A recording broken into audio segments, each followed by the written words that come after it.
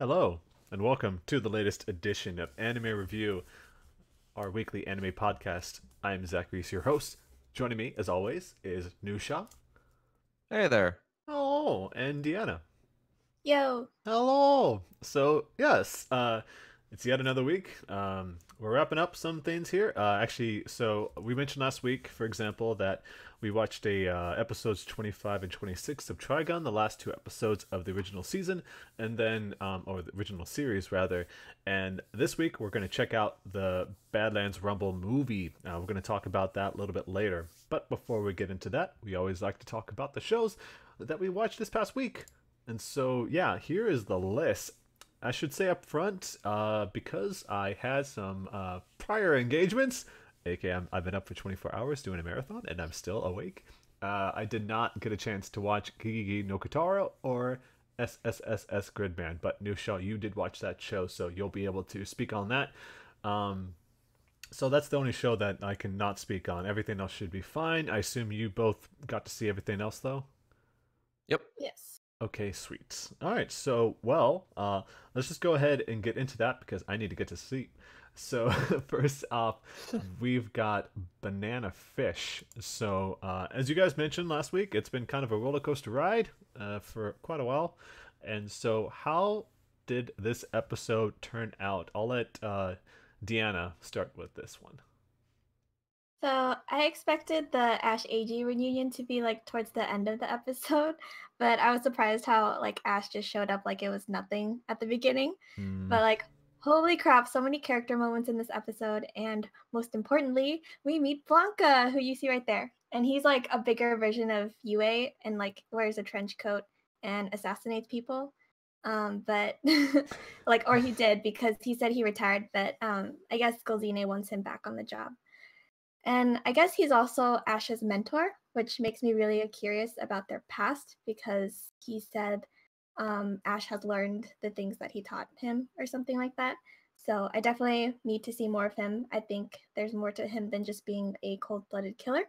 Maybe he'll actually help Ash because so far from what I've seen in the fandom, they've reacted positively to him. So I don't think he's a complete bad guy. Yes. And yeah, there is a scene that made me laugh of Sing getting bitch slapped by Ash and then AG yelling at Ash. And it kind of felt like two parents getting into an argument over how to like punish their naughty teenage son. But obviously like Ash just wanted to protect Sing and not like have him get into the whole banana fish business. So yeah, that was a funny moment. And then we learned that Yue wants to assassinate the entire Lee family, including the wives and children. And I'm just like, don't do it. Don't go down the pit hole of revenge. So like this would have been the path Ash like would have taken had he been like isolated from people like AG, Shorter, and Max. So for Yue to go down this road, it's like this is the opposite of what Ash is gonna like go towards. So Yue and Golzine have formed an alliance, and I assume Yue will become quite the barrier to Ash's and AG's happiness. And then Kippard, who's like, I think one of the senators who was working with Golzine, he is finally dead, all thanks to Blanca, though I wish we didn't have to see a explicit scene before he got shot in the head by Blanca. But but yeah, and then I feel like so far Banana Fish has always like balanced sweet Ash AG moments with like the super dark content. And I'm like struggling to process my emotions with this series because it's like, is it helping me or not? So but yeah, I noticed that animation dropped quite a few times when the camera zooms out a little and like shows multiple faces, but only close-ups of like one face would get a lot of detail. But other than that, just a lot of like big character moments, and I'm not ready to see what happens next. Oh, cool. Well, Nusha, any thoughts about this episode yourself? It was a good one for sure. I was definitely expecting much darker. It was a pretty dark episode, of course, but seeing as how the last episode was pretty much all comedy, I was waiting for just shit to hit the fan for this one. Yeah, Ash in a nurse's outfit is probably not, But despite that, there was, like Deanna said, some great character moments, and we also finally get to see Yue putting his plans into action and actually killing one of his brothers. Um, it is kind of interesting now that we're being introduced to Blanca.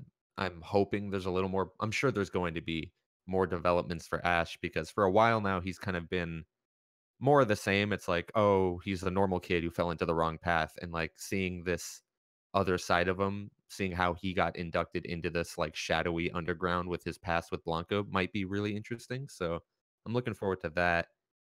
Um, but yeah, more of the same. Really, it's like we're still learning more about Banana Fish and how it was created, and uh, the three big kind of pillars in this underground world right now, which are like Golzine, Yue, and Ash, all have their missions, but they're all kind of driven by these ideals of revenge and this self-destructive behavior. Like Ash wants to take revenge on Golzine and has pretty much proven that he doesn't really care if he makes it out alive at the end of it. Yue also wants to kill his entire family, and it's kind of unclear if he wants to get rid of himself as well, because there was a brief mention that the same like cursed blood of his family flows in his veins, so there might be something interesting there. And then Golzine, of course, was the one who released Ash, the only man who could pretty much stop him in this scenario, just because he wants to hunt him down like prey. So all these characters who should be acting like rationally and calmly are all kind of driven by these hangups and self-destructive tendencies. So I'm excited to see where all of that kind of makes ahead. But yeah, a solid episode. I'm definitely expecting much darker down the road. I don't think anyone's going to get out of this unscathed, but we'll see. Well, cool. All right. Well, on that note, then we'll move into the next show that we're talking about, and now move from that into Bloom into You. How are they going to get out of this situation? So what was this episode like, Deanna? This show is so much better at exploring relationships than Iroduku, and that's my 2 cents. That's all? Oh, sweet. No. I mean, have like, so much to say. yeah, but like, so this show, it helps that we get into Yu's thoughts. So like in that regard, we understand how she feels a lot better than like from a distance. So in the beginning of the episode, Toko buys a book from Yu's family's bookstore, and it's really funny because Yu realizes Toko bought a book about lesbian romance with some raunchy scenes, and so she thought Toko was testing her reaction. But the next day at school, Toko apologizes and gets like embarrassed because she had no idea it was that kind of book. So that was really funny. And then That's great. And what I appreciate so much about this show is the lack of negativity between the characters. Like you don't get any bad vibes from characters, and like so far no one has threatened any sort of relationship, whether it's you and Toko or you and someone else. We also learned that Yu's friend Koyomi, she wants to be a writer and wrote a manuscript to submit in a contest, much like what I'm trying to do right now. But Yu admires Koyomi's desire to become a writer, and while she doesn't directly say that that she admires her, it's more of like she's wondering what she wants to do after high school. So that was a little highlight about Yu's aspirations after high school. And then we get the "wanna come over to my place to study" scene. Of course, everyone get excited. So it was totally reminiscent of Kase-san and Morning Glories. I don't know if you remember that scene. Oh, of course, yeah. Like they're But- really pumped up about that, and there's like a bit of a like, she's at the bottom of the stairs, like, oh, she's gonna come upstairs. Yeah. So Yu and Toko, they're studying in Yu's room, and Toko learns more about Yu's family, which is really sweet. And then Yu catches Toko staring at her while they're supposed to be studying, and then Yu just like gives her this look, and then Toko gets flustered. And then Toko's like telling her to check her heartbeat by putting her ear to her chest, but like Yu just grabs her wrist and checks her heartbeat in that way. And then I was just like, wow, way to make it so platonic. Obvious. Yeah. So obviously Yu wants her heart to react because she already realizes that Toko has helped her with her loneliness.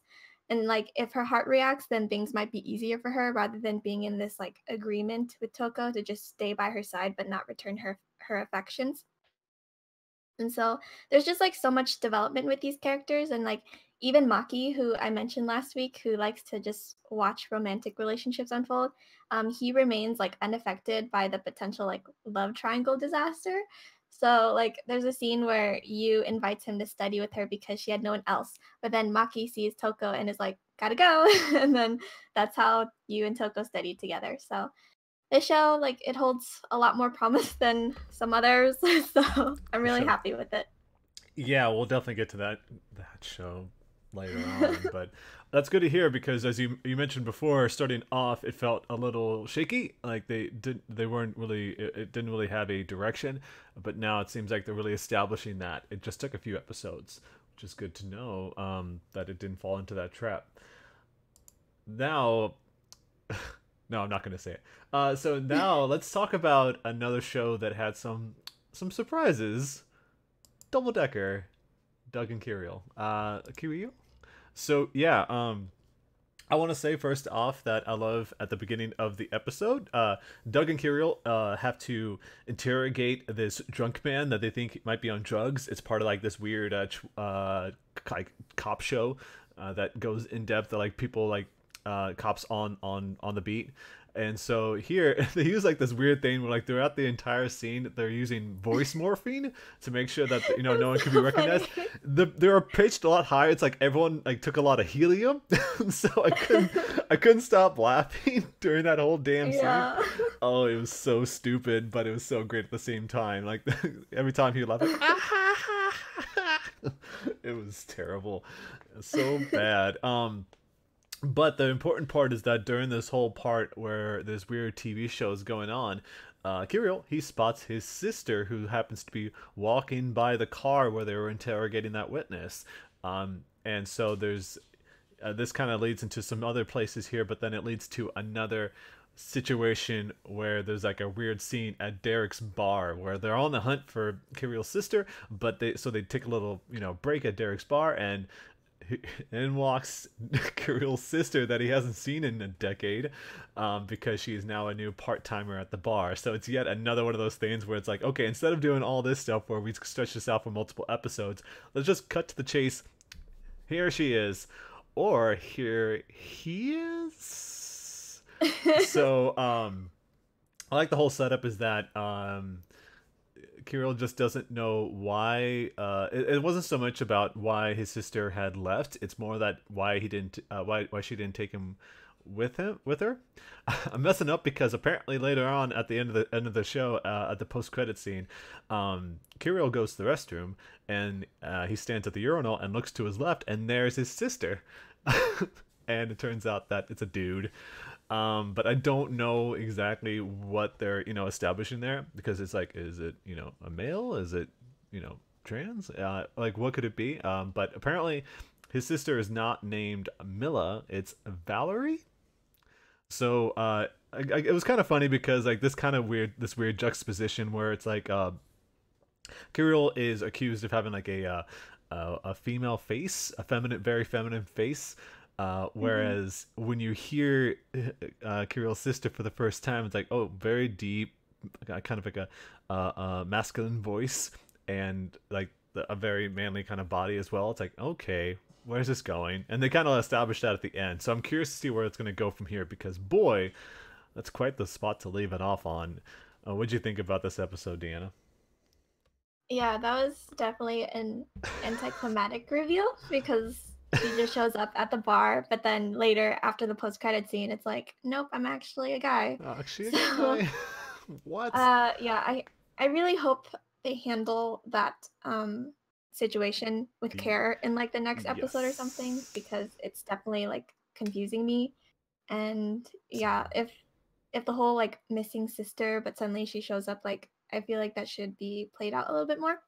So yeah, it's of two different minds, because one it's like it plays to the comedy of the show. On the other hand, it's like they've got to stretch this out for several more episodes, and so it's kind of weird at the same time that they're doing such a thing. But So, I mean, that makes me wonder, like, if Valerie is just putting on this disguise because she's running away from someone, and like with the whole like surveillance camera segment, like she's been hiding her face. So I wonder like who she's trying to run from, if Yeah. anyone. Yeah. So Hopefully we get some word about that. I mean, obviously there's still the whole thing with Bamboo Man and the rest of the game, but we'll hopefully hear more about them sometime soon as well, because they had a very good last episode, and so I'm curious to see where they'll go from here. I assume, of course, Valley has a big part of that. All right, so moving from that show into something a little more lighthearted, Golden Kamuy 2, where you showed a bunch of screenshots for this, Deanna. What is going on with this episode? It seems like this kind of went off the deep end a little bit. so oh my god, there are even like more new characters introduced in this episode, so it's gonna be very hard to keep up. But this is like it's reaching Gintama levels, but a lot It of them did are look like a either Gintama episode. yeah. So we meet Lieutenant General Arisaka, who creates weapons for the military, and then we also meet Suzukawa Kiyohiro, who is a genius at disguises. So both of them are going to play a major role for both groups, so Tsurume's group and Sugimoto and everyone else. So there are lots of comedy bits, but we're also diving into a rescue mission for Shiraishi. So the group the group contemplates as to whether they should save him or not, and I sent you the images of his like obnoxious facial expressions. And then everyone else is kind of like, "Oh, maybe not. Maybe we shouldn't rescue him." But of course, Ashiripa and Sugimoto say they still want to rescue him. So even the antagonists have their hilarious moments. So in the image you see Nikaido, he kind of I think he's mentally ill. He wears this like and like talks into it like some sort of walkie-talkie, but no one knows who he's like really talking to. And so this man comes into the hospital room to see Nikaido, and I thought it was someone Tsurumi knew, but as that man approaches Nikaido, like Nikaido keeps saying like I'm scared, and then Tsurumi pushes the man away and says we don't know you. So I was like what the hell? And then it's the man on the far left that you see, so he looks really creepy. But yeah, the man who's supposed to see Nikaido is Arisaka, and he gives Nikaido a prosthetic leg that can shoot bullets out of it. So that's really fun. And then, so we move over to Sugimoto, who finds out that Shiraishi has been working with Hijikata, and it looks like he wants to kill him, but Ashiripa says, like, don't kill anyone you don't have to. So this is what Shiraishi feared, but we'll see if both Sugimoto and Shiraishi grow as characters and become nakama again. And then the disguised genius, he puts on this face that looks really similar to the prison warden who we met in last week's episode, because they need him to visit the 27th division, which is where Shiraishi is supposedly being kept. So yeah, just a lot more plot development. And I've been wanting to see more of Ashiripa, but like with a huge cast, you can only get so much spotlight, and then like when you're needed, and it sucks, but like what can you do? So yeah, hopefully we get to see more Ashiripa and other characters. So Yeah, absolutely. All right, so let's get to it. Let's talk about Iroduku, the world in colors. And so, yeah, I am pretty disappointed with the way the show is going, and so it's as we feared. As it's been a couple episodes now, the show has quickly devolved into the complicated love web, much like Nagino Asakara was, and so I'm already getting rather annoyed with how it shifted from this. It was like a kind of like this fascinating concept of magic and colors. You know how it messed with that. It turns into this drivel that I'm not a fan of, and so I find it odd. For example, that Kohaku, the grandmother who she meets back in this time, is encouraging her granddaughter to have like these romantic feelings, even if they're trying to help her return to original timeline. That would mean leaving Aoi behind 60 years. It's like I mean, at least for the time being, I'm okay with the angle between Hitomi and Aoi because it feels a little more pure, you know, like they generally like each other, and there doesn't seem to be anything outside of that. The only thing I would say is Sho, who is the president of the photography club, just feels like a really awful person here. Like he's completely oblivious. He's one of those, like this misunderstanding, this oblivious guy who gets way too close So to. dense. He's super dense. Like he's the worst kind of caricature, like that type of stereotype character that's been done to death. And I got immediately, I really despise his character because that's exactly what I didn't want to see in this show. Um, and And then of course Asagi is the childhood friend who has a crush on him, but oh god. I know it's like that thing where it's like, you know, Asagi, like I don't want, if they had just kept them separate, you know, and not created this web or this triangle or anything like that, and just have separate relationships with the different characters, I'd be kind of okay with that, just because that's something that, you know, that can blossom. That's fine, because people have feelings for each other like that. But the way that this director tries to create the stakes by having like triangles or trapezoids or octagons or whatever you want to put it, like these like everyone's got some kind of intersecting line through them, like at some points, like you have to create a chart just like you did in Akino Asakara.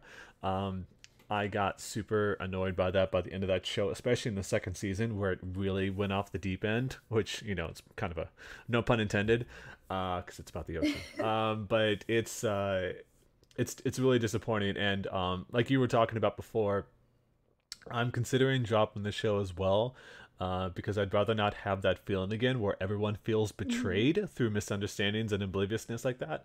Like that's what really pissed me off, because some of my favorite characters were wrong for no reason. Like it felt like that's like you boxed yourself into a corner with the writing, and now you're just going to make everyone look bad. Like I hate this, and you can kind of see that in only what, like this, like the fourth or fifth episode, it's already gotten to that point, and I just don't know. I don't know. What do you think? I mean, Deanna, you share a lot of the same sentiments I do, though. Yeah, like I feel like these characters are just falling into bland stereotypes, and I'm not interested in how their relationships are going to develop. And then, like, Asagi's childhood friend thing, like, the flashback was so out of place, and it didn't give me enough time to, like, appreciate the friendship that she has with Sho.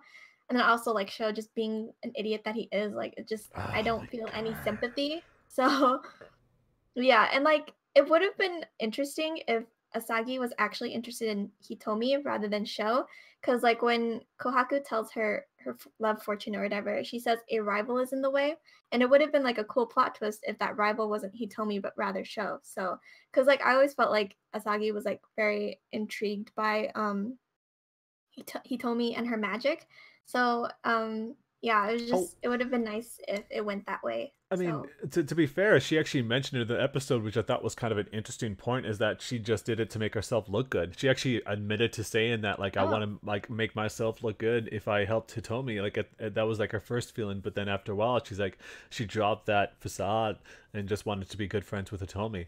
But obviously, every time she sees them close together, she gets, you know, bothered by that. And I mean, that's, you know, that's kind of a natural reaction, of course, if you've been known someone for many years. But the fact that like it feels all one-sided is just the same thing as Nagino Asakara.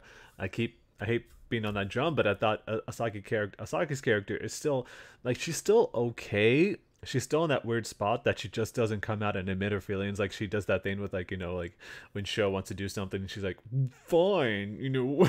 It's like, just tell him. God, I hate these people. It's like these high school kids act like they're in elementary school. It's like, come on. yeah. But Yeah, and I just feel like there's no way you can make a relationship work with Hitomi when she's from the future. Because, no. like, yeah, if she ends up with Aoi, then she goes back to her time period and she sees him and he's like Kohaku's age, which is like grandpa age. So that's really weird. Oh my god, it's so bad, and I don't know. Like it's just so bizarre, and I mean, already, like, you can call out a lot of these space-time continuums, just like her interacting with different characters, pulling Kawaku away from other things she could be doing that would mean building a relationship with her future grandfather. I don't know. This is like already kind of bizarre show, and I don't know. I don't know. Like I'll give it another episode, I think, but the next episode, if they pull the shit, like I assume they're going to, because it's certainly going that direction. I did not see the preview for the next episode, but I don't know what to feel about this. I'm just gonna say it that I'm dropping the show. You're dropping the show right now. Yeah, I might watch the episode anyway, but next time if I don't feel like there's enough to talk about, like I'm just gonna say, top of the show, dropping it. So we'll see. Yeah. We'll see. So yeah, that's what new show. That's what you were looking forward to hearing. So that's just a bummers all around. I love hearing you guys rip into this show, and then we move on to like JoJo, where I just have a ball explaining what's happening. Well, let's talk about it then. This guy's just sipping his damn tea. What's going on? Oh, that ain't tea. That ain't tea. Oh, that's alcohol. Alcohol? Is that? Well, I'll get into that. Oh, okay. So this episode pretty much starts with Bruno introducing Giorno to his gang. We've established already that they're all stand users and that they're all pretty low-level thugs, except for Bruno, who was in pretty close with Popo, the capo who got killed by Giorno last episode. And so basically in their introduction, Giorno introduces himself, and one of the members, Abakio, is quick to take the tea kettle that they're all drinking from and urinate in it and serve it up to Giorno in a cup and ask him to drink. And Giorno, of course, drinks it, as you can tell by the thumbnail, but by using his stand to turn one of his teeth into a jellyfish, he's able to suck up the liquid without actually drinking any of it. And so he pretty much avoids that little hazing session there. And so everyone kind of quickly warms up to Giorno, but Abakio still kind of has this like vendetta against him. And we kind of just like pin that for a second to the side when we learn about this fortune that Polpo had. It was, I think, worth 10 billion lyre, I think is the currency. And he hid it away in Capri, and only Bruno, his closest associate, knew where it was hidden. And so now that he's dead, everyone in the gang is clearly going to target Bruno because he's the only one who knows where this treasure is. And Bruno, on the other hand, wants to go out with his gang, take the 10 billion, and then use that to rise up in the ranks and become a capo, essentially taking Polpo's spot that's now a vacuum.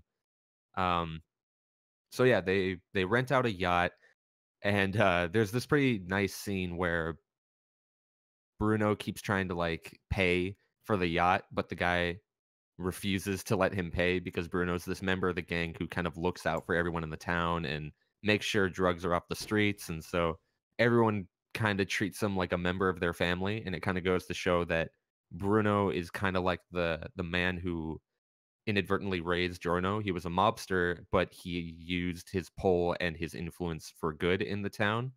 So yeah, they rent out a yacht. And as they are sailing out to Capri to get the treasure, Narancia, one of the members of the gang, just suddenly goes missing. And so in order to go find him, Mista, another member, goes out to look for him, and then suddenly he goes missing. And then Fugo, of course, goes missing as well. So now that's 3 members of this 6-member gang that's suddenly just gone missing. And by now, everyone can tell that a stand user is clearly on the boat. And so Bruno mentions that Abakio's stand would be perfect for discovering like what's going on here, but he refuses to help because Giorno's still standing around, and this is a person he doesn't necessarily trust. And so he goes like, why would I use my stand power here, reveal it in front of this stranger, and then later down the road he could use that information to off me if he wanted. And so hearing this, Giorno decides to run into where they suspect the stand user is hiding, knowing that he can't defeat him because they don't know the ability of this guy, and basically decides to disappear himself like the other members, so that with him gone, Abakio feels more comfortable using his stand ability to solve this mystery. And so quickly, Giorno is grabbed by this stand's hand and then stabbed through the stomach by this like rapier that it's holding. Nice. And then he disappears like the other 3 characters. And then Bruno's about to get up and go help him, when, of course, Abakio stands up, seeing that Giorno made this sacrifice. He busts out his stand, and then that's where the episode ends. Um, so yeah, it wasn't too much action until the end there, which isn't very normal for a JoJo episode, but it was kind of necessary to introduce this gang of misfits that we're going to be traveling with for the rest of the series. And there were some great character moments that kind of set that and set it pretty well. Like I mentioned the townsfolk greeting Bruno and treating him like a friend. Mista is also crazy superstitious and refuses to do anything that has to do with the number 4. Because in Japanese, 4 I think has the same pronunciation as death, which is like she, I think. And so there's this scene where they like bring out cake for them to eat, and there's only 4 slices to choose from, and he goes off on this tirade of not wanting to eat the cake because there's only 4. They're like, just order more cake, and he's like, but I want this cake, but I don't want to grab it because there's only 4 slices. And so there's some pretty funny moments. There's also this moment where like Narancia is like listening to a boombox on the boat, and then Mista's like, oh hey, can you grab me a Sprite? And so he grabs him a Sprite, gives it to Mista, and as Mista's reaching for it, he gives like the magazine that he's reading. He's like, oh, hold this while I open this. He's like, okay. And he holds it, and as they make that little switch off, he like sneakily pours Sprite over the boombox so it like short circuits so he doesn't have to deal with the noise anymore. That's pretty good. But yeah, it's just a lot of great little character moments, and I always loved this like band of boobs that part 5 establishes more than a lot of the other groups in the series. But yeah, Abakio's idea of not wanting to use his stand kind of seems unfounded for a while, but then you kind of consider that this series, like 90% of the time, the heroes are on the losing end because they don't know what the enemy's stand ability is. And the moment they find it out is when the tides turn for them. And so it's kind of easy to see that Abakio, who's gone through all these experiences, probably fought multiple stand users, is like, if I just show you what my stand does, I'm kind of at a disadvantage here. You could turn on us and kill us all if you wanted to. And so it's kind of a little believable given how Araki's set up how stand battles work up until this point. So I definitely appreciated that attention to detail.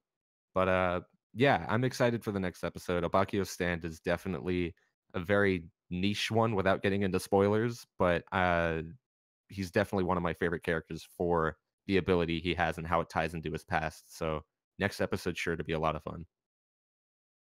It's good to hear. I mean, obviously, JoJo being as bizarre as it always has been. Yeah, that gosh, that show's insane. Every time I see shots of it, it's just everything's just so up the wall. So I can't stand. I don't know. Like it's so insane.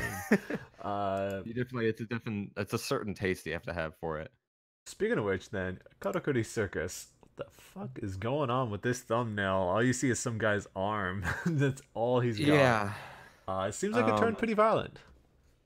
Yeah, this was a very 50-50 episode for me. I was so ready to drop this show until a certain scene happened, but I'll get to that.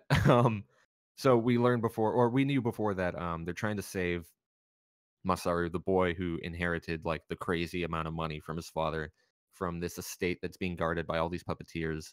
And he's being held captive by his uncle who wants to adopt him so that he can get the inheritance for himself. But he basically is able to escape and hire the assassin that was trying to kill him in the first episode to work for him so that he can escape.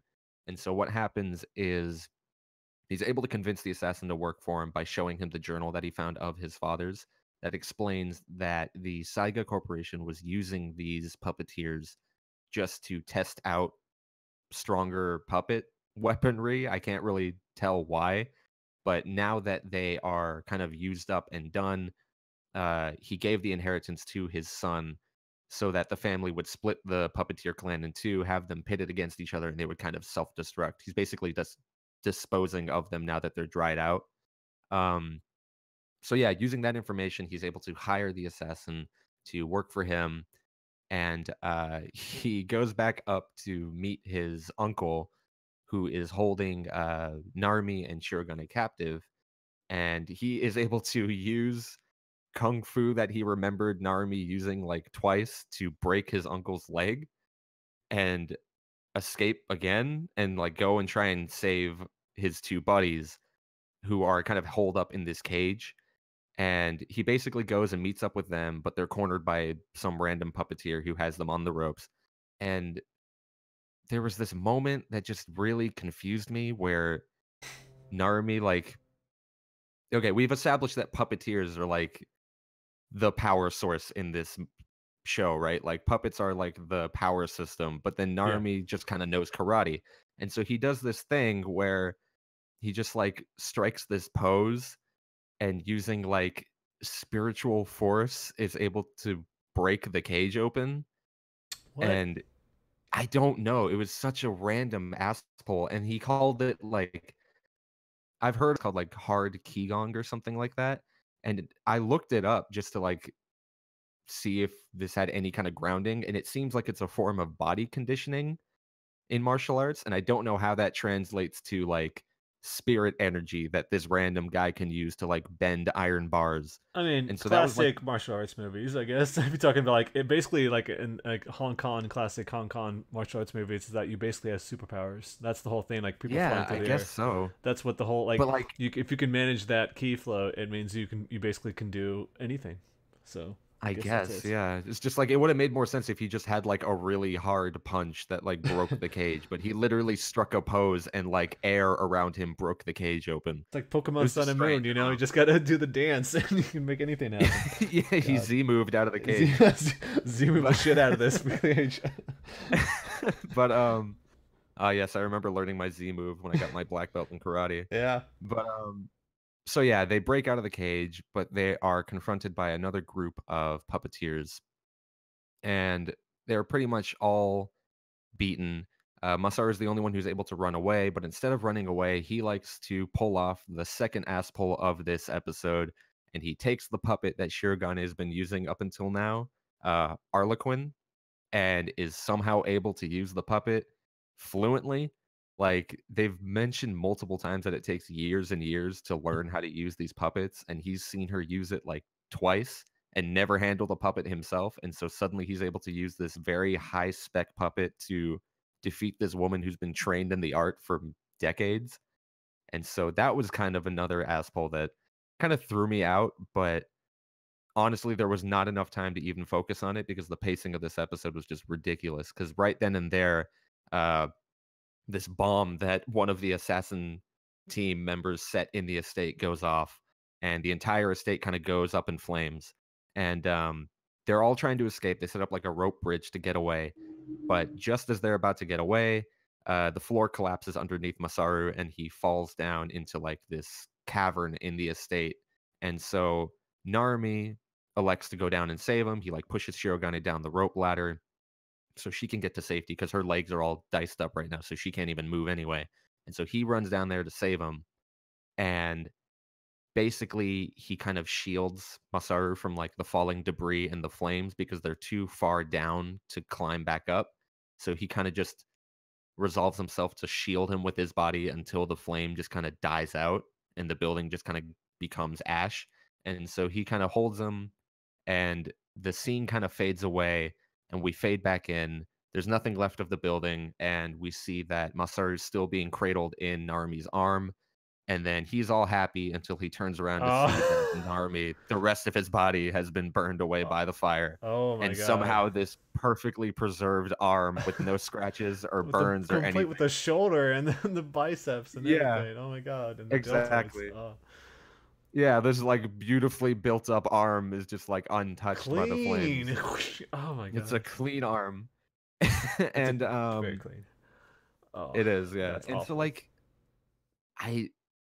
I don't know, like there was so many moments where I was so ready to drop this show, but the idea of Narumi just being dead now opens up the door for so much interesting development for He was in the Shirogane. promo And trailers. What the? That's kind of bizarre. he's like one of the big, yeah, he's one of the three main characters. Like he's in every promotional art and cover of the manga and everything, and he's gone 4 episodes in. But like now that he's gone, it's kind of like a very Gurren Lagann moment. Like once you lose that pillar everyone around is supposed to like. Spoilers, by the way, for Gurren Lagann. I didn't say who. But everyone has to quickly develop and kind of fill that void. And so I don't know, because he was easily my favorite character. And that's kind of why I was watching this series, is the way he played off with these other main characters and how Yeah. like sweet and heartwarming his character was. And now that he's gone, like I've lost a big reason to watch the show, but at the same time, other characters can kind of step up and develop in interesting ways. So I think it's earned like another maybe 2 or 3 episodes before I So give it the axe, if I do. But do you know if he's died officially or did he just lose an arm? that's the thing. There was no there were no remains. There was no skeleton or ashes or anything. What if he shows up next So week and he just happens to be like, he's like a Ken doll, like his arm just popped off and he needs to just reattach I'd feel it. cheated. I I would bet feel cheated. I'd say that right now. I would hate the show as well. Like through you, I would hate the show on your behalf. But yeah, we'll see where it goes. There's still so much of this show left. It's 36 episodes, but yeah, I guess we'll see. I'll let you guys know what happens next week. Please do, because boy, it does look like an action figure arm or something like that just popped off. But that's still like the whole concept of losing one of your main characters. I'm sure that would piss off a lot of people though 4 episodes in, because that might be exactly why they were watching it. So I'm not surprised if a bunch of people drop it.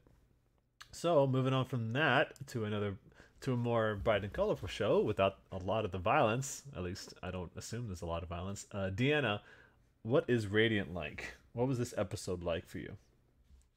So Seth and Melly are a complete disaster for Doc. both are like complete airheads, and Doc is the only one with like a sense of reality.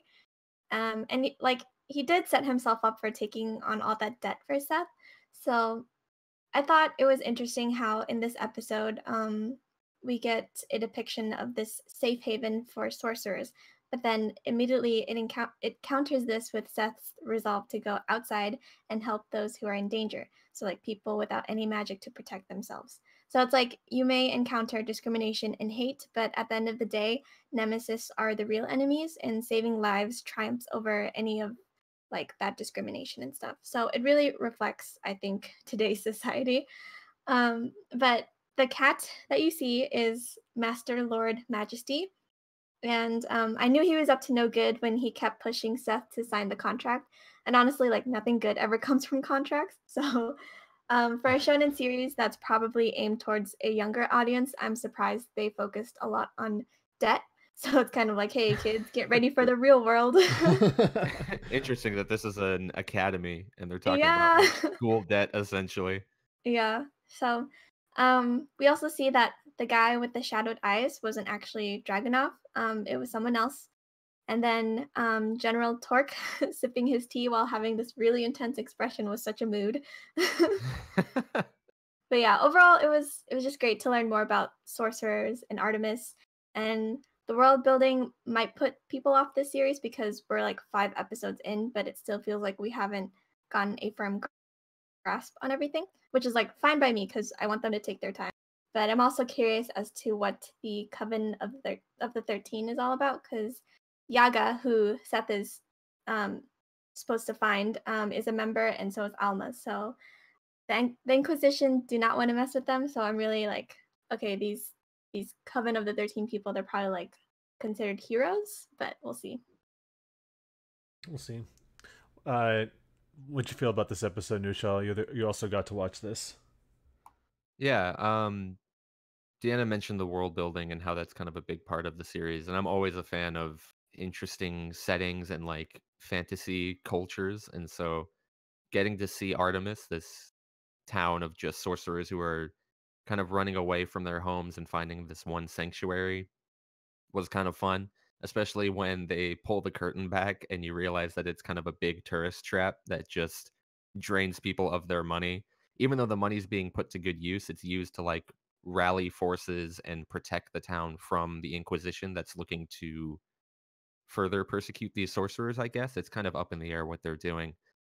Aside from that, I kind of wish there was more quirkiness to the town. Like aside from the whole debt and like everything costs money, everything else was kind of what you expect when you hear the words like town of sorcerers. It's like just a bunch of castles and buildings and people flying around on broomsticks. And I kind of wish there was something more unique and creative to it. Uh, Hmm. but I'm sure there's definitely room for more of these interesting settings and stuff. And I wouldn't put it past this series to have much more behind the works.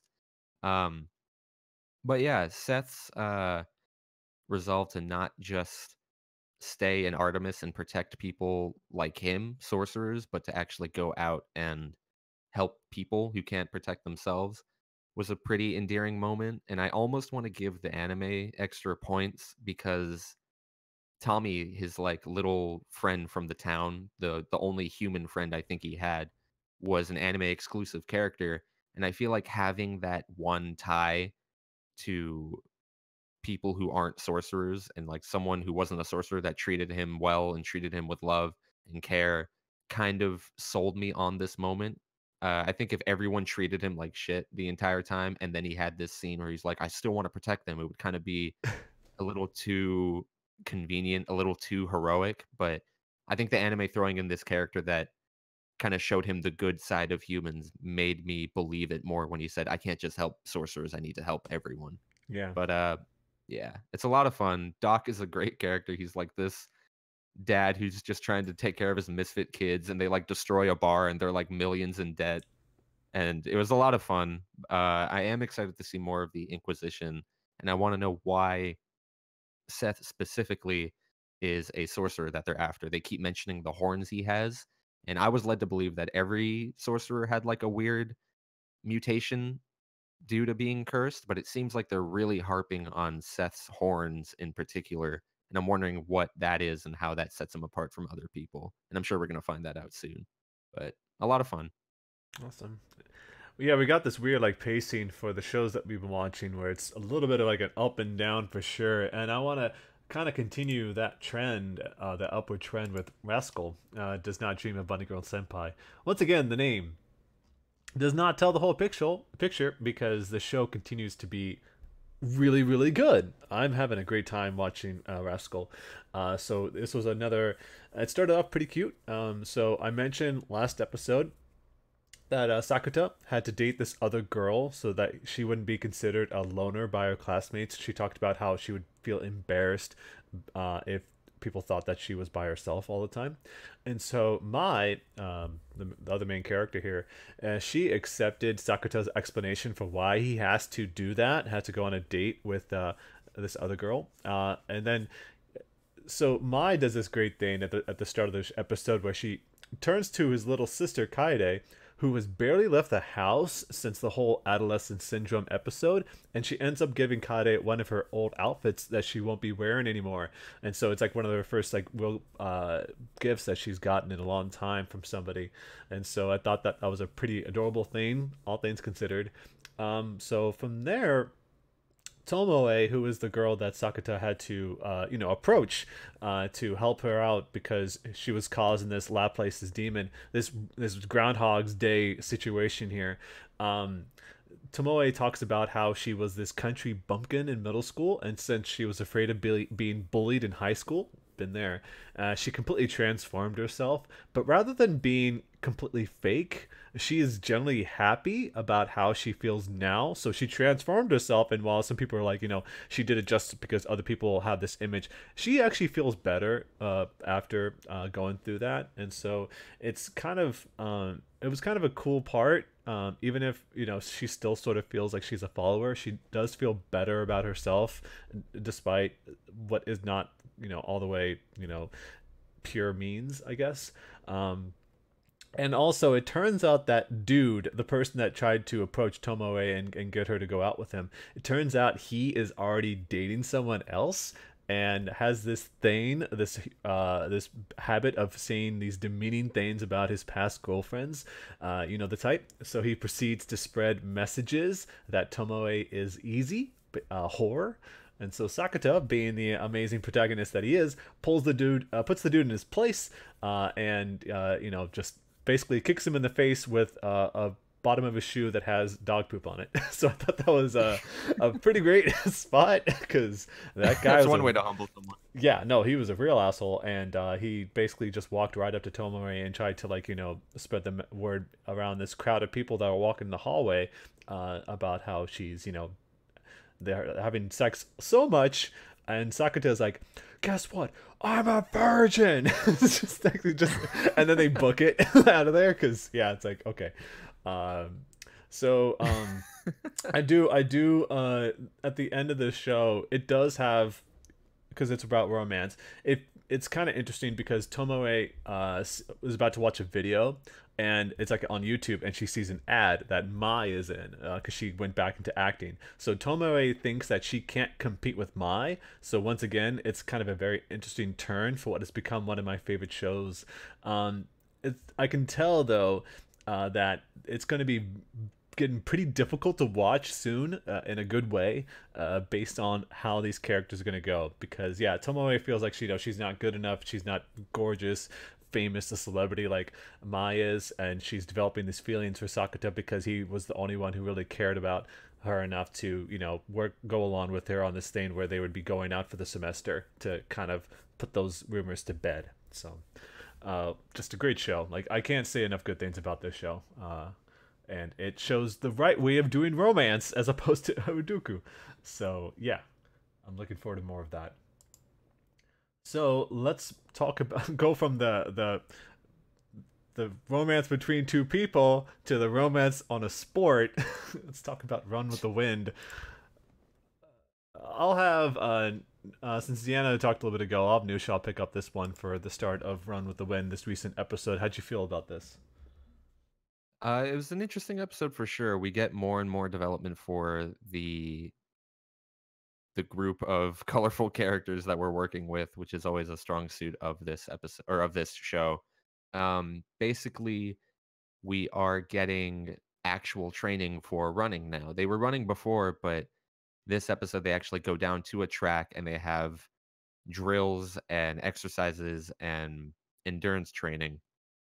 And so it's kind of interesting to see that Sakaki's ridiculing the last episode kind of had the opposite effect of discouraging everyone and kind of fired everyone up to run and prove them wrong. There are also certain characters who are dealing with different issues, like King, the character who up until now we've only known is like a trivia fanatic. We learned that he is a third year. We may have known that before. Maybe I just wasn't paying attention, but he's a third year, and that he's actually going to job fairs uh, religiously, trying to just find a well-paying job because he's about to graduate.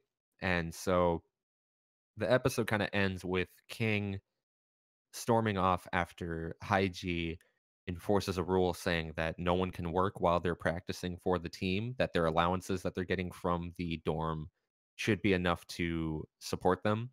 And King kind of storms off after hearing this, saying that he's not going to devote his life to running and is definitely lashing out because of how uh, forward and aggressive Haiji's being with his recruitment tactics. Nice. But yeah, is definitely a great character driven episode. We get some good moments for Nico. He was the chain smoker who I believe he's a third year as well. And his friend, I forget the lawyer's name, but he's constantly being pestered, asking him, why do you run? Why do you run? Why are you doing this when, you're like a software engineer? It's not like you necessarily have to do this. And he kind of mentions that while he's running, those are the only moments where he feels clean. Like everything else in his life doesn't really matter, and mistakes like, neglecting his health and picking up smoking and stuff like that all just kind of go by the wayside, and he can focus on nothing but the sport. And so it's a very therapeutic influence on him. So Nico's definitely growing to be one of my favorite characters because I think he takes a very realistic approach to why people get into certain sports like these. King also has this moment where he develops like this holier than thou attitude because he sees everyone running all day and he's like, oh, well, y'all are just children and I have to go out and face the real world and apply for jobs and I don't have time to waste on stupid things like this. But Nice. then you consider that Shindo is also a third year and that he also needs to find a job, but he's also making time to run and better himself. And so I'm sure King's going to have a run in with Shindo and figure that out. But yeah, there just some characters aren't really getting too much exposure yet. I forget his name. Is it Masu or Masa? He's just kind of tagging along with whatever Shindo does, and the twins are more or less comedic relief at this point. But I'm sure they're all going to get their fair share of time. But Deanna, I know you've been crazy about this show, so you probably have much more to say about it. I think we all need a Shindo in our lives. He has such a positive impact in the group, so hopefully he can influence King in some way. But yeah, like initially I felt bad for King because he seemed like the character who'd be sidelined, but then he's the one who's choosing not to participate. And then yeah, like he has valid reasons for not wanting to because it was kind of messed up for Haiju to say that the boys can't get jobs. But then I don't think King should have carried that attitude like he wants to cause drama. So I noticed that Kakuru looks like he wants to say something about King, but he already confronted one ill-tempered dude, so he can't just confront another one right after. Too soon. So yeah, hopefully that will come up in the next episode. But Prince equating himself to Nero was like the highlight of this episode. And like his shirt says feeble, so I was like, oh my god. I want every shirt he's been wearing so far. Seriously. And then yeah, like overall we got some little moments with each character, but the one we're going to need work on is King. So yeah. What did you think of Kakuru's? It was like a one-off line where he says he just wants to be a better speaker.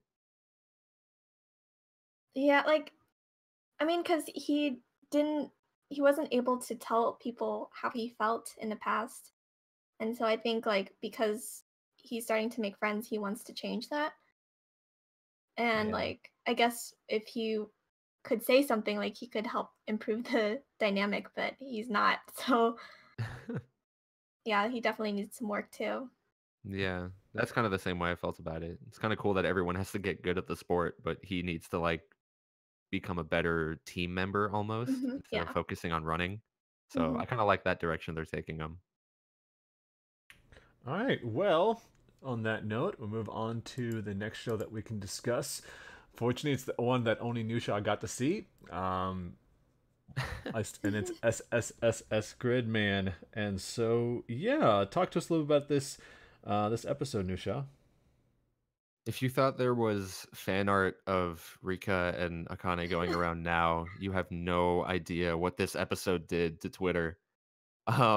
So basically the class has to go on a rafting trip, and naturally this episode becomes a beach episode where everyone dons these very skimpy bathing suits and yada yada yada.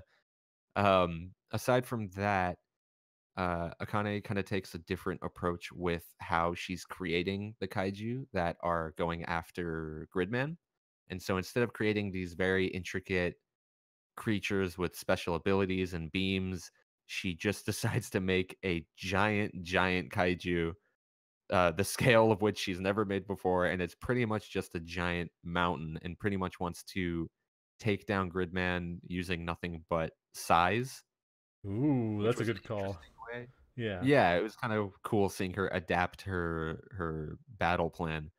But yeah, since they're all at the rivers or the mountains or wherever they're at, Yuta's nowhere near Junk, the computer that they need to fuse and create Gridman. And so when this creature attacks and you see the whole Gridman Alliance is at the coffee shop and they get a call saying that they need to get Junk over to him, the big guy with the mask, I forget his name, he pretty much stands up in like a very heroic voice, is like, let's buy the computer. And everyone like puts out their hands and they have like chump change that they all have to pool together to buy the computer from Rika's mom. And then they all have to haul this giant thing and put it on the subway and just like, or the train, and just ride the train with like 50,000 screens and speakers and all this like hard gear and everything like that. It was pretty interesting. And they end up making it to the place where Yuta's at, and they have to hook up the machine at like some random convenience store that has an outlet. and so the computer's just set up on like the steps leading up to a random store, and they're able to fuse, of course, and then from there it just kind of becomes another formulaic episode of Gridman where they fuse. One of the Instead of the big mask guy, we get to see the little blonde girl's fusion. She becomes like this tank with drills on it, and then they're able to fuse Nice. together. Yeah, and she there's like it's a big point of pride for her that she's got these like giant drills, but she never uses them. And so she's like, "Yeah, we did it because of my drills." And everyone's like, no one used the drills. You just fired a big beam and destroyed the creature." She's like, "But my drills helped." It's kind of a funny character thing for her. But It's great. so yeah, they defeat the creature. Auntie, of course, also joins the fray when he sees Gridman summoned, and he's able to actually copy some of the abilities that the blonde girl's fusion can do, because we've established before that he's able to mimic abilities that Gridman has. Yeah. And there's this moment where there's like this big fire in the forest, and Akane is trying to get through it, and she's kind of struggling to go through because it's smoky and she can't breathe. And Auntie shows up and offers to carry her, and even gives her his scarf to like cover up her mouth so she can breathe better. And it seems like they're going to develop this endearing little relationship between the two of them. But when he loses again, she just kind of takes the scarf and chucks it. And so Nice. I definitely, yeah, I don't know what's going on with this dynamic, but it seems like she's just going to keep berating Auntie until eventually he joins Gridman and the good guys. That seems But like it's going down that road. Yeah. yeah, a fun episode for sure, though. Aside from all the blatant fan service and beach episode stuff, I did like all the comedic bits with like the Alliance trying to haul junk over to Utah. That was super funny, and I was laughing the entire time. Yeah. I also like, people have been pointing this out more and more lately, is that almost every shot of Rika is her being completely disinterested in everything that's going on. It's always like just a blank face, or like a sigh, or like Yeah. It's every shot of her is like, I don't care about anything that's happening right now. It's usually deadpan. It's pretty great. Yeah, she's definitely struggling to care despite these creatures killing her friends and family. And Oh yeah, it's like, well, you're friends, right? No, not really. It's like, no, oh, not really. we just kind of pass each other in the hallway. It's nothing biggie. All right. Yeah. I hope we do learn more about what happened to them too. Like, I hope I don't know if it's like they need to summon a dragon to recall these people that have died already. I don't know what's gonna happen, but it's pretty dark if you think about it, because like the whole volleyball team died. So I'd like to know more about this. Mm-hmm. All right, so moving from there, back to a show that I can help talk about because I watched it this time, except not like Gridman, and that's Tsurune, or Archery Boys. And so yeah, I don't got a lot to talk about this episode, Deanna. Of course, since you got to cover it, I just want a few different things. One is that the BL feeling is strong in this show. I got the feeling of that. Also, the writing feels kind of awkward at times. I must atone for what I did.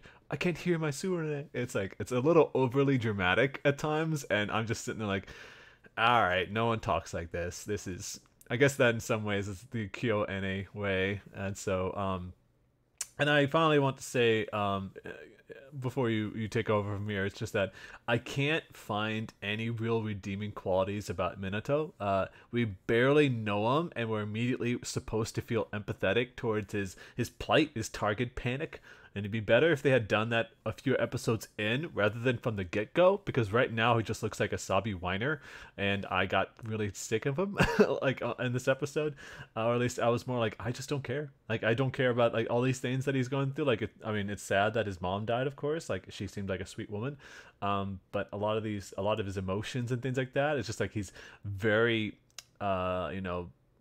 he's always super bummed out. Like, I don't want anyone's his target pack. And it's like, freaking practice. Just do something. Just don't feel like oh, the world's against me. It's like, it's not that big a deal, buddy. It's I don't know. Like, he just can't perform under pressure apparently. But yeah, this show is another one of those that I'm like, I don't know about this show, if it's for me or not. But it's also because I commented about this earlier in our Discord, but like, I don't know if archery is anywhere near as exciting as like even badminton was like last season. And of course, like, swimming, for example. Like this is very like a very laid back, like simple type of show for the most part. Like the most competition you'll get is like, oh, we hit the target. That's like the most exciting thing that's happened in this entire like season so far. Like if you hit the target or not. And I don't know if I have like the will to be excited about that, as opposed to the other shows where things can get intense. But what do you think about this episode, Dan? I don't want to be too much of a bummer on this. I know, like the show will definitely have to put in some work, but yeah, like there's tension building between Minato and Seiya, and then that's where Seiya's like basically just done with his bullshit and says, "Yeah, that's right. You made us lose because of your target panic." Like I felt like there wasn't much build up to that moment, so No. I feel like both Minato and Seiya need some more development, like as characters and their relationship. So His yeah, delivery is so deadpan a lot of the time that's like, yeah. I'm like, oh, do you care at all? Like, you don't feel like you have much emotion going on? I mean, there were some good moments in this episode, like they thought that the person had died when it turns out it was actually his grandfather, because the woman who runs the Tsurune, the archery club there, doesn't know any better. So I don't know. Yeah, and then the archery club members are already fading into the background. And it feels like a bad move on the studio to make Minato meet Masaki, and then he's like attached to him more than his future teammates. So I guess that will unfold in the following episodes, but I also hope Masaki doesn't disappear, because I think he's the only redeeming quality in the show. I know he's got so much charisma, and then yeah, you already got like, they're barely touching on any of them. Like, you need to establish these characters, but the only thing we've got to go on so far in the few episodes that we've been here is just that, the 2 episodes anyway, it's just that, yeah, Minato likes to whine. That's all I got so far, and I don't know if that's going to be good. Like it's kind of a bad footing for it, but we'll see. We'll have to see. Yeah. I mean, I like that scene where Masaki passes the bow and arrow to Minato so he can shoot his 10,000th arrow. So it's kind of like the whole passing the torch thing and like hoping Minato can like find his groove again. But yeah, I guess what I do appreciate in this episode was how Minato takes on this like housewife role by cooking dinner for his dad, but at the same time it's showing like there's been bad parenting going on and that this kid had to learn how to cook or else he'll starve. So like Yeah. it definitely breaks that gender norm, but it also leaves questions about Minato's relationship with his dad and how they coped with his mom's death. So yeah. Yeah, like I said, it like that was a pretty tragic experience, I'm sure, but I don't know if the show's really earned a lot of the kind of emotions it's trying to convey right now, because it doesn't feel like it's building up, like you said, to the good payoffs that we want, to really feel invested with what these people are going through. And as you also mentioned, a lot of the characters are fading to the background.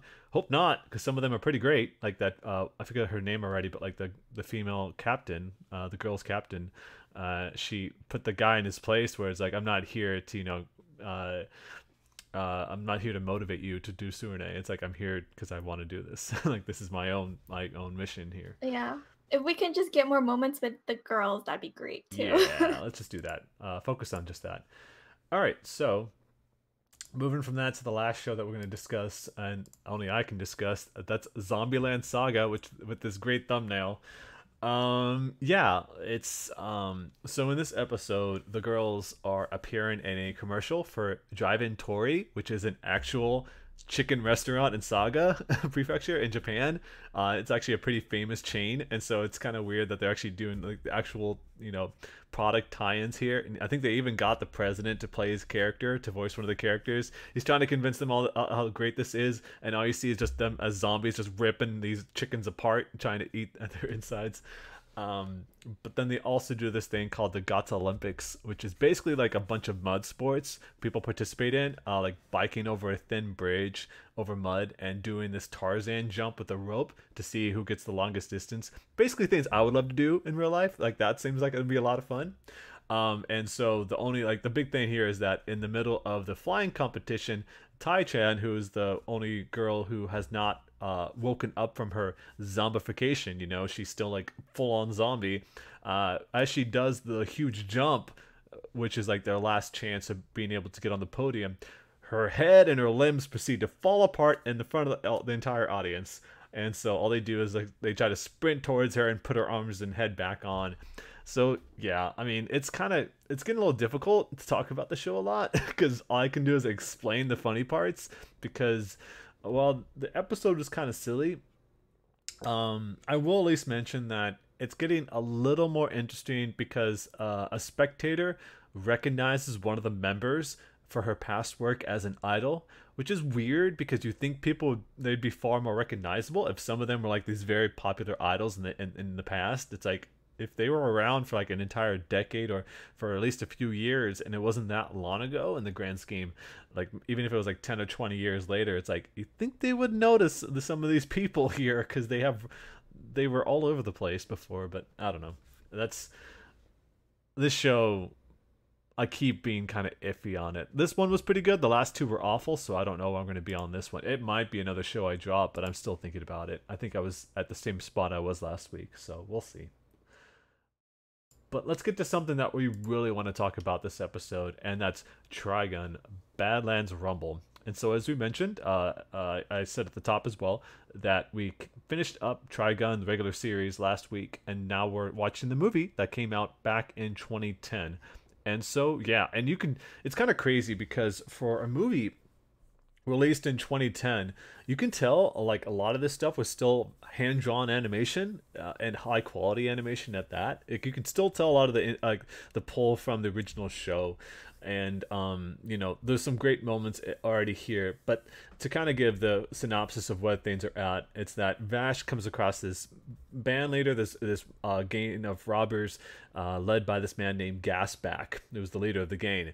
And the point, though, is that, Vash comes to try to protect everybody because he says something along the lines of, like, isn't it better if everyone's alive? So he's still promoting that ideal. But this is definitely a movie that takes place before the final arc of the series because some characters are still around, which is important to point out here. But it's also because, yeah, he's like Vash has got his I'll show a picture of that, of course, but like he's still got his coat and sunglasses, which definitely didn't have that. But I also will like to point out that a lot of the characters sound exactly the same, which is pretty amazing. Like not only Vash, but Meryl and Millie sound the same, and we're talking like a decade later. So I thought that was like still pretty great. I mean, it's weird because even if we just finished up the show last week, it still made me very happy that happened. Like, we don't have like the nostalgia that some people would have of watching it back then, but I think that was still pretty great with the time leap that still happens. So the whole thing is that here, since Vash saved Gasback and he got away, he is now threatening the city that he's going to steal this bronze statue that's worth a ton of money, like 5 billion double dollars. I forget what it's called.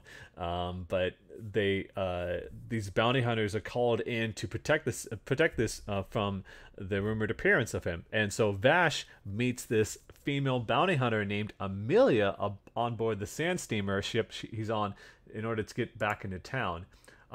Here's a shot, by the way, of Gasback himself. A very imposing character. I thought he has a great design to him that I was like, oh, this guy looks like a badass. It's kind of scary. But then we also meet Amelia, and I liked how her characters is also very interesting.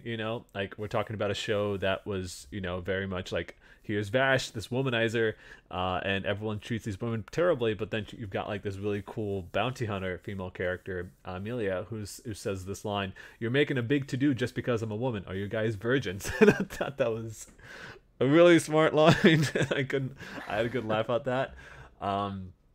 And so we soon learn that Amelia is looking to avenge her mother, who died as a result of Gasback going free and letting crime ramp back up because, people can get away with this.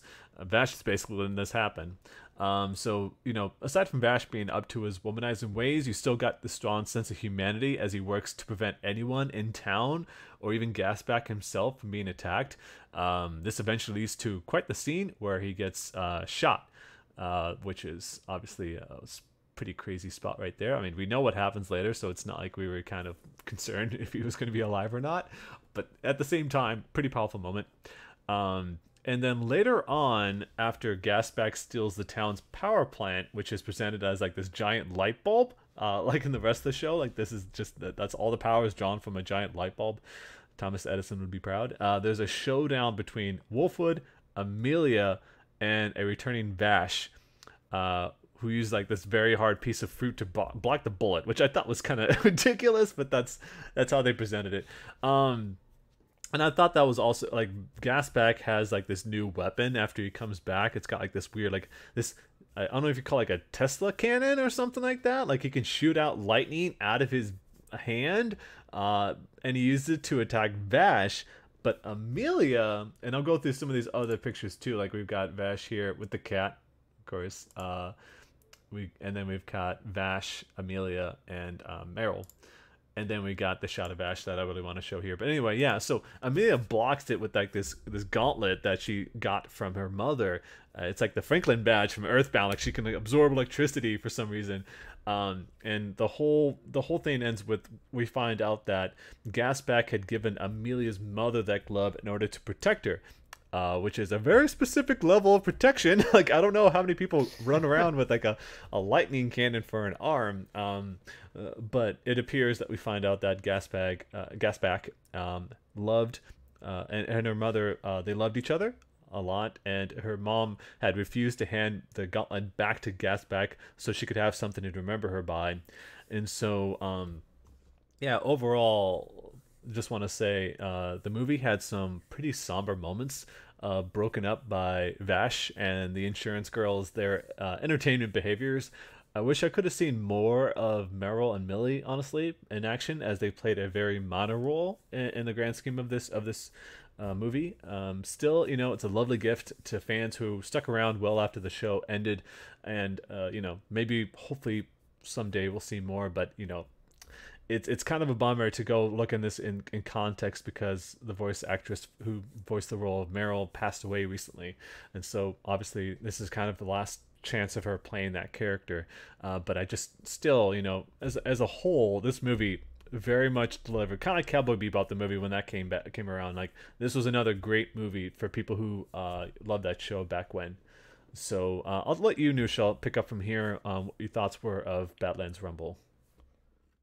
It was so gratifying seeing these characters like rendered in cleaner lines and actual realized animation. I understand like the limitations of back in the day, but Yeah, some of these scenes were crazy impressive. Like the first scene where Gasback and his gang break into the bank, and there's that one long tracking shot of like them the like hallway. dismantling, It was yeah, amazing. dismantling all these booby traps and like just strolling off like nothing is happening just to get this bounty that they're trying, or this vault that they're trying to open, was really impressive. And that was one of the first scenes. And so to like watch 26 episodes of the original anime that was very limited with what they could do back in the day, and It's cutting to this, like one of the more impressive scenes that I've seen in anime for a while now, it's was like very jarring in a good way. I just want to mention that I would not be surprised if half the production time went into that shot because it was so intricate. Like all the shots of It them really like was. jumping around the spikes and shooting like the traps down is insane.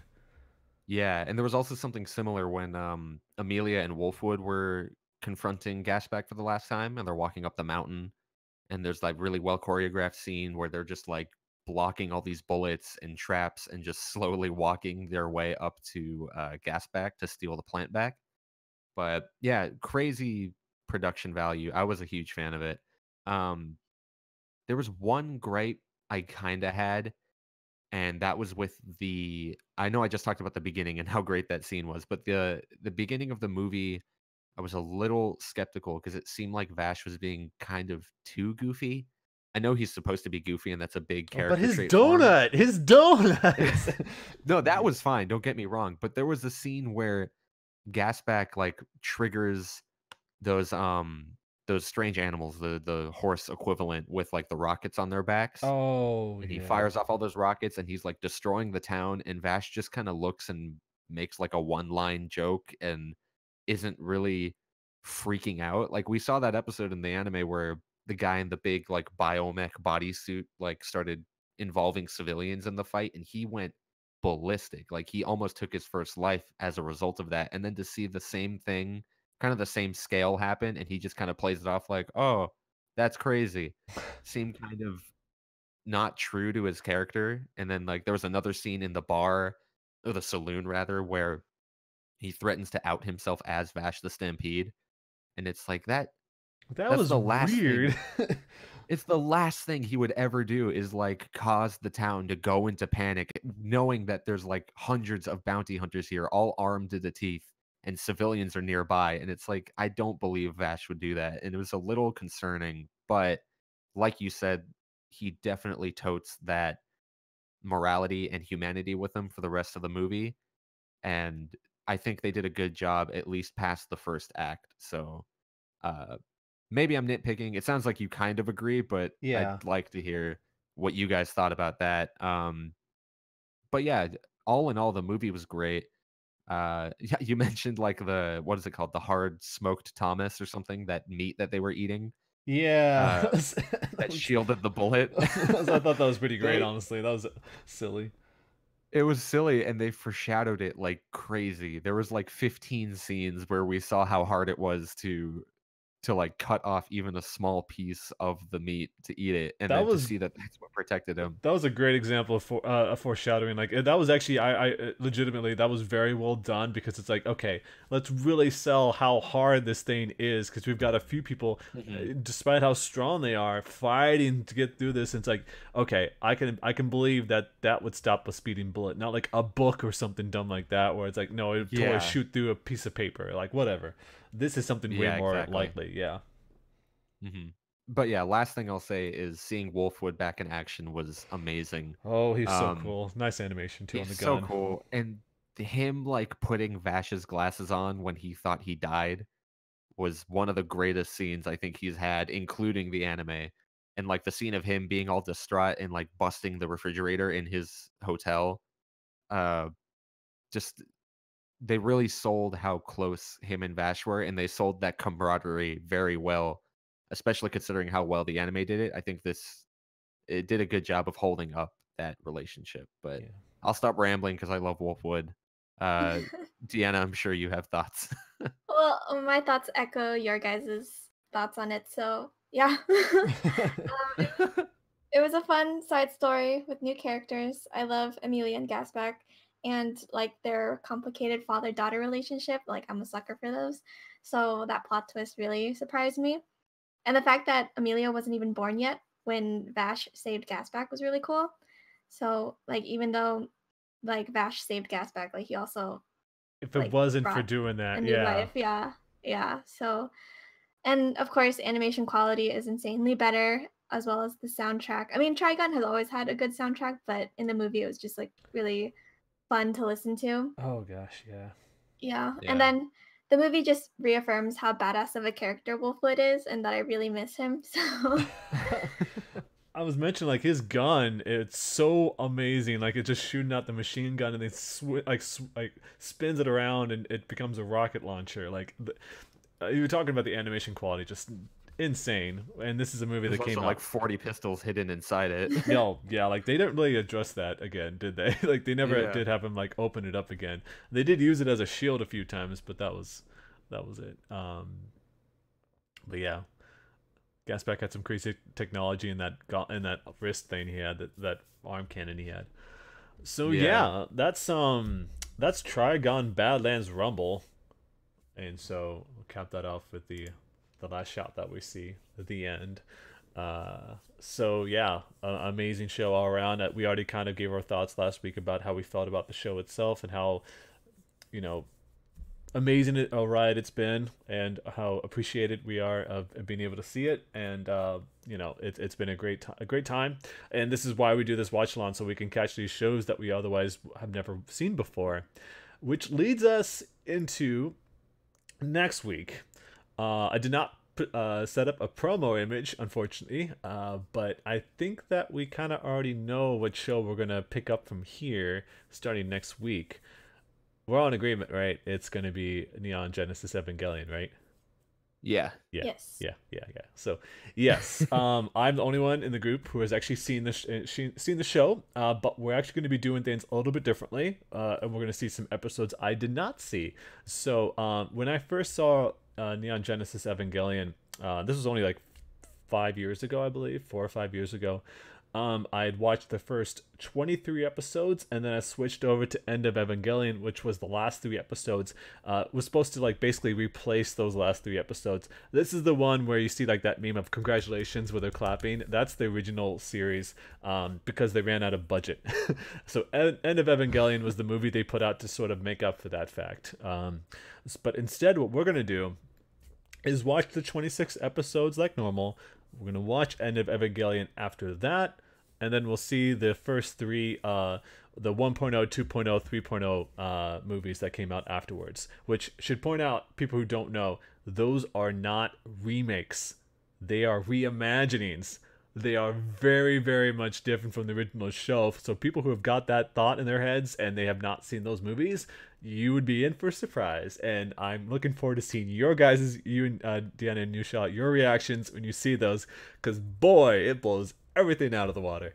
And I'm kind of interested to hear that. And of course, this is legitimately, I think this is one of the best anime of all time. And there's a good reason why it's held in such high regard. It's just got so much amazing stuff about it. But yeah, so starting next week, just like we did for Trigun, we'll watch the first 2 episodes, and going forward, every 2 episodes, two episodes every week until we catch up there, and then we'll move on from there.